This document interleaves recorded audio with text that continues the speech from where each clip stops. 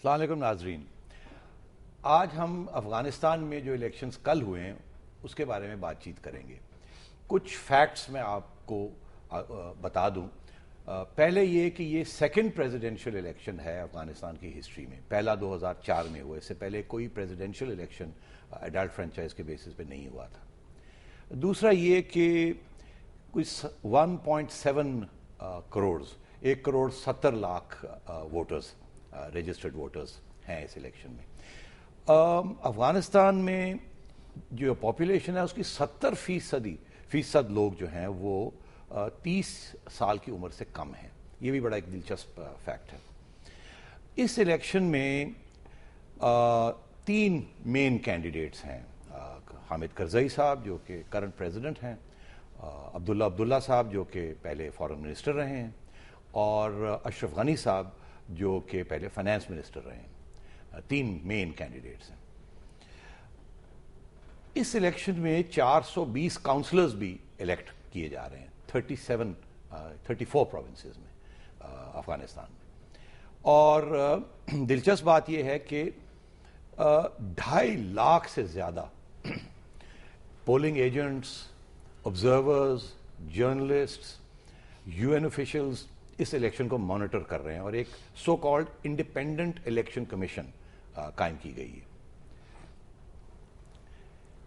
اس election جیتنے کے لیے کینڈیڈیٹس کو 50% سے زیادہ ووٹس لینے پڑیں گے. اگر اس سے کم لیتے ہیں تو پھر ایک سیکنڈ راؤنڈ ہوگا جو کہ 1 مہینے کے بعد ہوگا, اور اس میں پھر دیکھا جائے گا جو لیڈنگ کینڈیڈیٹس ہیں فرسٹ اور سیکنڈ وہ رن آف کیسے ہوگا. پھر یہ کہ 1 مہینہ لگے گا ووٹس کو کاؤنٹ کرنے میں اور الیکشن کے ریزلٹس اناؤنس کرنے میں. تو ہمارے ہاں تو 1-8 دن میں ہی سارا کچھ ہو جاتا ہے. یہاں کم از کم 15-20 دن لگیں گے, پھر چیکنگ ہوگی, پھر 1 مہینے کے بعد اناؤنسمنٹ ہوگی فائنلی.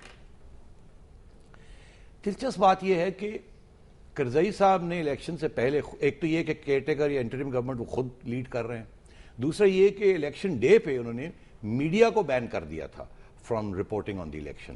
ان کی آرگومنٹ یہ تھی کہ میڈیا اگر وائلنس دکھائے گا, تشدد جو ہو رہا ہے, تو لوگ شاید خوف کی وجہ سے نہ الیکشن پولنگ پہ اسٹیشنز پہ آئیں. اس لیے انہوں نے 1 گھنٹہ الیکشن سے پہلے اور 4 گھنٹے الیکشن کے بعد جو کچھ افغانستان میں ہوا ہے وہ میڈیا کو بین کر دیا تھا کہ آپ ٹی وی پہ یا پرنٹ میں آپ رپورٹ نہیں کر سکتے.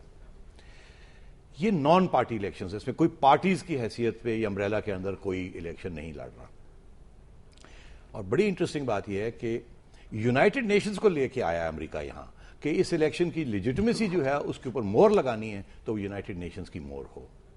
اور فائنلی 1 دن بعد آج کی جو صورتحال یہ ہے کہ کرزئی صاحب بھی یہ کہہ رہے ہیں کہ وہ جیت چکے ہیں, اور عبداللہ صاحب بھی یہ کہہ رہے ہیں کہ وہ جیت چکے ہیں. اور الیکشن کے دوران میرا خیال ہے 30-40 لوگ مارے گئے ہیں.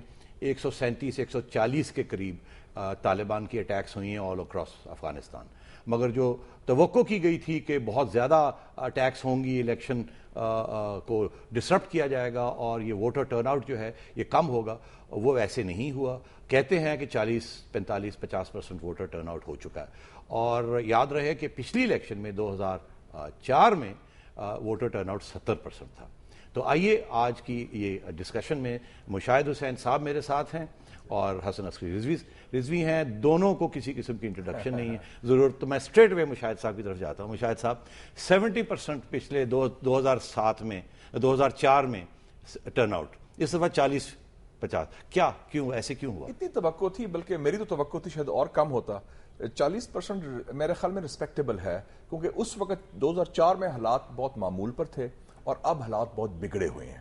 اس وقت جیتنے کی بات ہو رہی تھی, اب وہ کہتے ہیں کہ انشاءاللہ ہم ہاریں گے نہیں اور جان بچا لیں. تو میرے خیال میں جو مقصد تھا وہ یہی تھا کہ کسی قسم کی لیجیٹمیسی ہو جائے. اور اوباما کے لیے یہ پہلا ٹیسٹ تھا کہ ان کی حکومت کے دوران کہ ان کی جو اتنی فوج ہے 1 لاکھ نیٹو کی اور امریکہ کی ملا کے, انہوں نے الیکشن کروا دیے ہیں بائی اینڈ لارج اسموتھلی.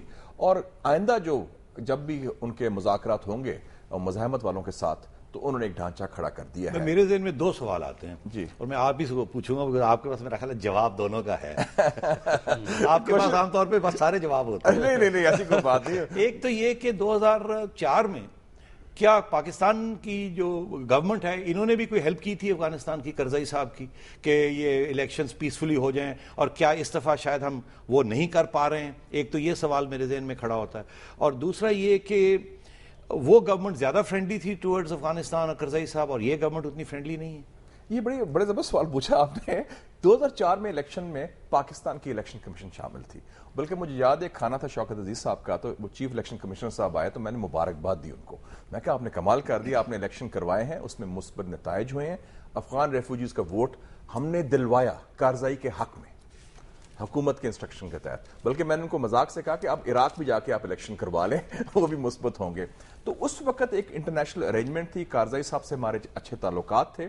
اس دفعہ تعلقات تو زرداری صاحب کے بھی کارزائی صاحب کے اچھے تعلقات ہیں، ایسی بات نہیں ہے، لیکن انہوں نے خود فیصلہ کیا کارزائی صاحب نے to show his own legitimacy کہ میں نے افغانستان کے اندر کیا۔ آپ کہہ رہے تھے کہ ہم نے شاید ان کی ہیلپ کی تھی، 1 ملین ووٹرز بھی، 1 ملین جو ووٹرز تھے زیادہ تر سارے پشتون تھے، ریفیوجیز تھے، وہ ہم نے ان کو دلوائے تھے ووٹ۔ تو وہ پاکستانی سٹائل الیکشن تھا جو ماضی میں ہوتا رہا کسی زمانے میں، اور ہماری الیکشن کمیشن نے کرایا تھا، تو میں نے چیف جسٹس، اس دفعہ وہ نہیں ہوا، ہاں اس چیف الیکشن کمشنر کو میں نے مبارکباد دی تھی کہ مثبت نتائج آپ نے کروا دیے، اور کارزائی صاحب کے الیکشن میں ہم شامل تھے ٹھیک بائی ارینجمنٹ، جو امریکیوں کے ساتھ ہمارا وعدہ تھا۔ ٹھیک رضوی صاحب، تو پھر اب کون جیتے گا؟